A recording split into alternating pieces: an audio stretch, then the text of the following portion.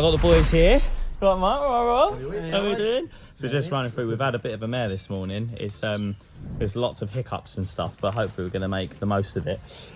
This I haven't shown you this. This is the existing boiler, so this is all going to be coming out because, as you know, I've been running the pipe work everywhere and try and get this done. So this is going to be completely eliminated except for these two pipes here. I'm going to reuse these, connect them on because there's a rad just there, and I'm going to use that as the drain cock, and it's sort of in a little protected cupboard and whatnot. So do that. So we've got that. We've got my brother here. He's doing that. Let's go and say hello to him. I'll try and get these doors open, Mike. So we've got all these rads to come out. I've got a bit of snagging to do on these floors. He wants these pipes dropped a bit lower. So I've got to get the breaker out again and sweep it all up. It's going to be a disaster. Up here we go, so all systems go. Got Reese here, give us a hand. Yes, Reese, big up Reese. Let's shut that off. I think that's... And my brother! We're stripping this all out, getting the tanks out. So I better jump off my phone and go and do some work. See you in a bit. So when you've got loads of radiators, like I have on this job, this is when it's great to refer back to this, all of your notes that we made. And I'm gonna go through now. I've got a 3-column 1350 millimeter in white. So I can go on there, find out which one that is, and I'm gonna write on this box what's going where. So for example, this might be the upstairs bedrooms. I'm gonna put upstairs bedroom, and I can take one in at a time, and then I can show you unpackaging them and making them up. So I've been bringing the radiators up into every room, like this dressing room. So you can see how well packaged they are. So it's got a lot of polystyrene, a lot back in. It's sort of cling film wrapped. It's nicely labelled up. So and that's plumbing for you. So we're identifying the radiators. Now, these are the accessories here. You can see they're really nicely packaged. These are the pipe collars. So individually wrapped. So these shorter ones here are going to be the ones coming out of the wall. And these are the longer ones. So it's going to be great. And of course, then we've got the rad valves themselves. So these ones are then wall radiators valves that I was telling you about. So as you see, they're going to go in the side of the radiator and the pipe can go out. So it's a nice little finish there. So it's going to look great. Very nicely packaged. Really, really like these. It's a smart valve. I like them a lot. So as you can see, everything's so well packaged. It's like, you know, we've got this plastic wrap around it. We've got cardboard boxes. The boys in there are saying it's brilliantly packaged. I've got loads of polystyrene and everything. I will open one up in a minute. But what I wanted to show you here was just like, even the accessories, like how well packaged they are. So let's slice this open.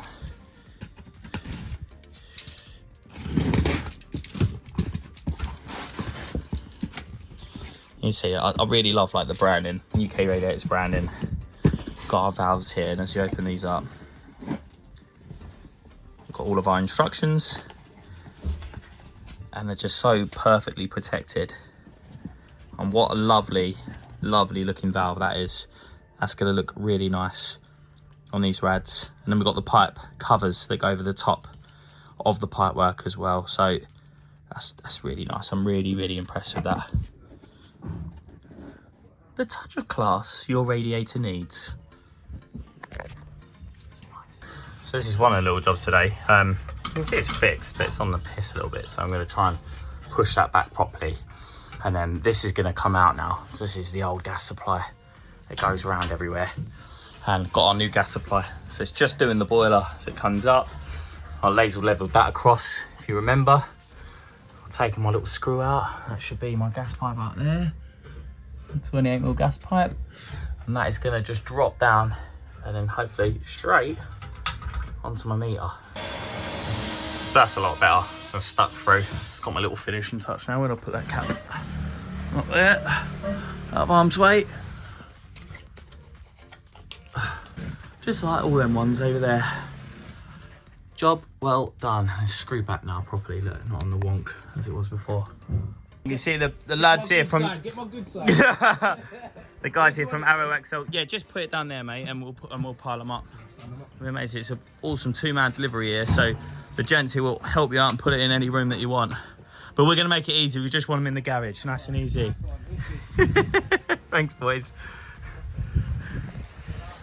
So that's good. So they are here, and we're doing all right, Craig, aren't we? Yeah.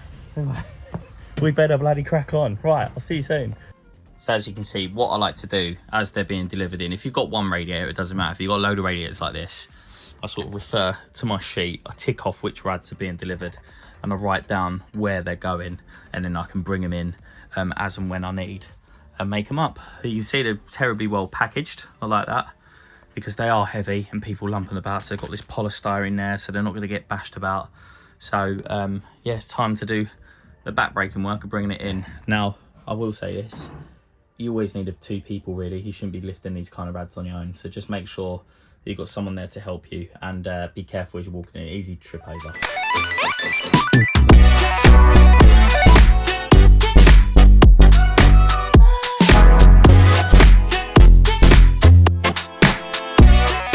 So once you've unpackaged it, you just want to quickly open it up and just inspect your radiator. Make sure there's no dinks,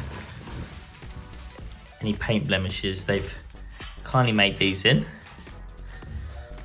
These are the brackets that we need. There's a little cable tied on each side. So we're just gonna have a little look, flip that up in the right location, and just inspect it and make sure everything's okay. So now I've inspected my radiator, I've checked it everywhere, it's all looking good and perfect. I've taken the brackets off the edge, just laid them out. As you can see, we've got 6 here, and we've got a fixing kit in this box. When it comes to hanging radiators, what we need to do is put top and bottom in the middle. Just go in the middle, and then what I like to do is top and bottom probably about 3 in from the end. So on this 3rd one here, so have that there, and obviously the same for the other side over there. So let's get that done. So the next thing we need to do is work out what height we want the radiator. Now in this house, we went round and we worked out that from the floor to the bottom of the radiator, we was going for about 15 centimeters or 150 millimeters. So that's what we're going to be doing here, so they look all the same throughout the house. Hello, it's Todd from UK Radiators. So previously you saw me bring in the delivery, mark up where the radiators are going. We brought the radiators up into the right room. We've got it here now, and we're going to get it unpackaged. So what we want to determine here is where we want this radiator in this room. Now my customers would like it center of this window. So I've taken a measurement from that edge of the wall. So that edge of the wall, and it worked out at 1800 millimeters. So I knew that half of that was 940 millimeters. So I made a line, just that one on the left-hand side there, that is center of the window. Now, you might see that this line here on the right-hand side is slightly to one side, and that is because when we look at this radiator here, if we were to measure the distance of this radiator to that edge of the radiator, it comes out about 677, which is about there. This tape's off, but it's one of these, that's it, it's here. So that part of the radiator is actually center of the window. So we need to work out where we want our bracket. Now the bracket can't go there. So we want our bracket off to one side. And I've taken that measurement from there to the center of the bracket there, and it's 22 millimeters. So I transferred that over to there, and I've clearly wrote center of window, center of bracket. So we know that that's where we want to determine from. Then, now we have this line here, which is basically the center of that. I've placed my brackets in where I want them. And what I'm gonna do is do one at a time. So from the center, I'm gonna work out to the right-hand side, because when that stood up, it's gonna be on the right-hand side. I'm gonna take that measurement from there to there. I'm gonna transfer that on the wall from the center of the bracket to there. And then obviously on this side, it's gonna be slightly more, 22 millimeters more, but I'm gonna take that measurement there and transfer that from there to there. And then we'll have our 3 lines of where we want our brackets to go. So with our 150 millimeters from the floor measurement that we want, so that's where the rad is going to start from the floor. So we want it 150 millimeters. I can grab a bracket like so, place it in, make sure that it's nice and flat. So for instance, we don't want it like this, we don't want it like that. We want it nice and flat, as if it was going on the wall. And then as you can see here, that once I got it nice and flat, I put a tiny little pencil mark just there, and that is going to be the bottom of the top bracket. Now from there, with this measurement here, I can take a measurement from the bottom of the radiator to the bottom of my top bracket, which is there, and that's 195 millimeters. Now, what I tend to do is anything like that, I write things down just to keep it nice and clear. So the bottom of the radiator to the bottom of the top bracket is 195 millimeters. So what I can now do is transfer this onto the wall. So from the floor to the bottom of the radiator is 150 millimeters, which is that tiny little mark there. And then from the bottom of the radiator to the bottom of the top bracket is up. That is going to be the bottom of our brackets. So now we need to level this across and mark that up. So you can either use a laser level or you can use a spirit level. I've got the spirit level up because this is what most people tend to have. So I'm going to use this. I'm going to transfer that across, keep it nice and level, mark that, mark that. And now we know where our top brackets are going. That's going to be good. Now levered it across like so. And we know that's not the top of the bracket, it's the bottom of the top bracket. Things like this are important in case you go for lunch and then you come back and you're like, oh dude, was it for the top of the bracket? I can't remember, but it's the bottom of the top bracket. So now we're gonna get the bottom of our top bracket and we're gonna line it up on the level line underneath, like so. And we're gonna put our center line in the middle of our things, and then we can mark where our holes are. So we can just put a pencil line around there. Let's do that. So there we have it. I've wrote right hand and left hand. Obviously we're decorating here. It's just to keep it nice and clear for this video. Center of bracket, etc. So I've marked up where my holes are going, like so. So we know that's gonna be our top brackets. They are done and dusted. We just need to drill them. But you might be wondering, what about the bottom brackets? Now, there's a couple of opinions on this. You can either, if your fixings are really good, you can drill your top brackets in, and you think if it's strong enough, depending on your wall, we've got really good walls here, so it's nice and solid. So I could probably get away with hanging the radiator on the top brackets, and whilst it's sitting there, I simply offer up in there, and I can mark the bottom of the bracket, because these, as you can see, on the bottom of our radiator, when I put that in position, on the third one, it sits below there.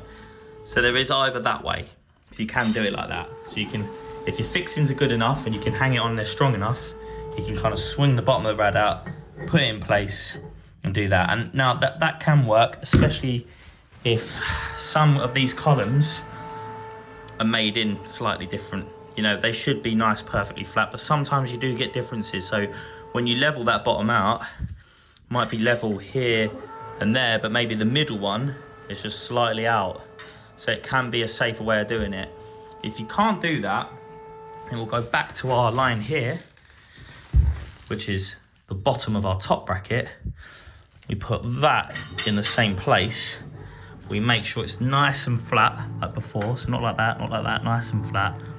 And we measure, we put a little line at the top of the bottom bracket, and we can write that down. So we can put a little line there, and then all we need to do is take a distance from that line to our new marked line, which is going to be there.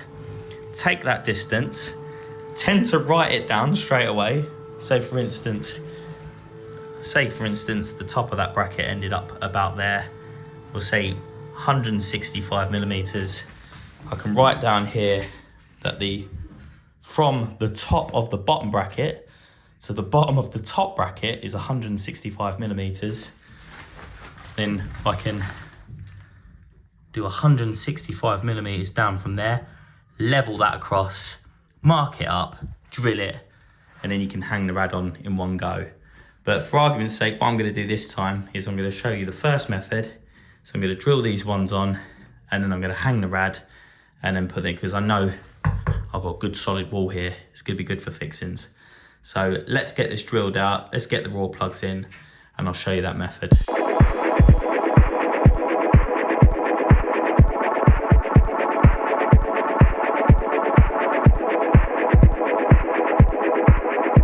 So this should be quite interesting, because as you saw, as I drilled that, I worked out that this is actually breeze block and plaster here. The rest of the house is solid brick, but this little room is on the end of the house. It must have been an extension at some point, so they've got breeze block here. So normally in this instance, I would do all of the brackets at the same time and then hang it on, but I'm going to sort of just test it a little bit, see what we can get away with a breeze block wall, fixing it on, hanging the top brackets on just to see how strong it is and see if they fall off, which I hope they don't. So you can see we've got our raw plugs in there. Now I've used my own Talon 7mm raw plugs. The reason being, these plugs that come here, they're okay, but I don't think they're amazing. So I always like to use my own ones, and that's because these ones, they open out at the front and the back, so you get a good solid fix in. A second reason being is you can see how tight the holes are together. Now, this wall has been fine and other brick walls have been fine, but sometimes on walls where the fixings are not very great, I've done so many rad brackets and the wall's like biscuit. So as you put your drill bit in, it sort of just goes to one side. And if you use a big drill bit like that, it's just terrible for a fixing. So another tip here is to take your time drilling. Make sure you get a nice, neat hole as best as you can in the right place. Now, because this is breeze block and because I've got my raw plugs here, I know I can use their fixings that they've supplied, which is great. That's going to go in there. Now, when I know that because this screw is just slightly too big for this raw plug, but I know it's going to get in there nice and tight. It's going to push that raw plug out into the wall, and I know we're going to get a good fix in there. So I'm going to be using these. Now, some people might say, I don't really want to see this behind the wall. You know, if they look down, they look through and they see that sort of bolt head through like that. Some people are uncomfortable with that. Some people don't care. Some people would be shocked that I've even brought something up like that. So if you are, then you can sort of go with an option like this. You can go for a screw with a cap head like that, and make sure you have another little washer behind, because these caps are not strong. And as you pull that in, you can close the cap like so, and then you know it's all hidden behind there. So you've got two options there. Like I said, for this one, I'm gonna be using this because we're going into breeze block, and we'll see how we get on.